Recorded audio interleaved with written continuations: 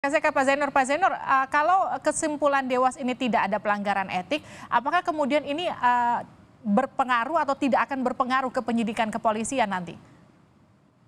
Ya, saya pikir penyidikan itu terpisah dengan proses etik di Dewas ya. Kalau penyidikan ini berhasil untuk menyeret para pelaku pelaku kebocoran yang bisa dijerat dengan obstruction of justice atau juga pasal 36 Undang-Undang KPK, maka menurut saya ini adalah tamparan keras kepada Dewan Pengawas yang bahkan untuk sekadar menegakkan di level etik saja gagal.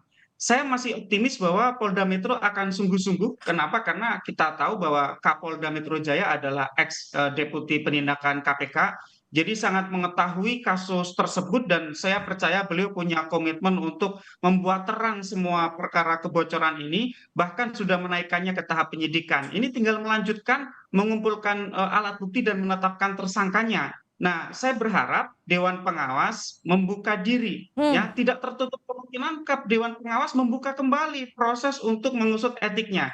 Bahkan sekarang misalnya ada oke. informasi Dewan Pengawas akan melakukan persidangan etik untuk Johanis Tanak terkait dengan chat dengan Direktur Hukum di Kementerian SDM. Artinya sebenarnya Dewan Pengawas bisa-bisa saja untuk terus ya menindaklanjuti dugaan pelanggaran etik itu dari awal hingga akhir dibuka semua. Nah, tetapi kan kita tahu ya, ini perkara tidak sekadar Johanis Tanak berkomunikasi dengan diduga berkomunikasi dengan Direktur Hukum di SDM.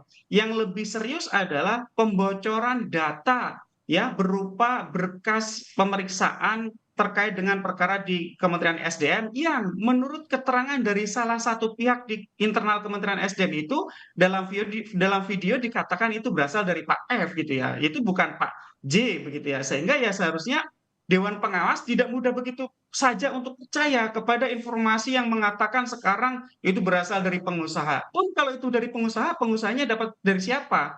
Apakah ini dapat dari pihak luar? Tidak mungkin. Ini pasti dari internal KPK. Karena itu adalah informasi pro justisia yang hanya bisa diakses oleh internal KPK dengan level jabatan tertentu atau pihak lain, misalnya para penyidik, Mbak. Artinya gini, kalau memang ada kemungkinan pelapor mengajukan lagi bukti-bukti baru ke Dewas, kasus ini bisa kemudian diselidiki lebih lanjut begitu ya Pak Zainur? Saya tidak terlalu optimis dengan Dewan Pengawas. Kalau proses pidananya di Polda Metro lancar dan berlanjut ke proses penuntutan hingga sampai putusan persidangan, nanti putusan pengadilan tersebut mau tidak mau wajib diikuti oleh proses penegakan etik oleh Dewas. Jadi Dewas terima matang, putusan pengadilan dijadikan sebagai dasar untuk penjatuhan etik. Tetapi itu kan kemudian seakan-akan Dewas tidak bekerja. Dewas seharusnya ya sejak awal bekerja secara terpisah dengan proses penegakan hukum pidana untuk mencari siapa pelaku pembocoran ya dan apakah benar informasi yang disampaikan oleh orang yang ada di dalam video bahwa beliau mendapatkan informasi itu dokumen tersebut dari F. Itu yang Oke. sebenarnya ingin kita ketahui, Mbak.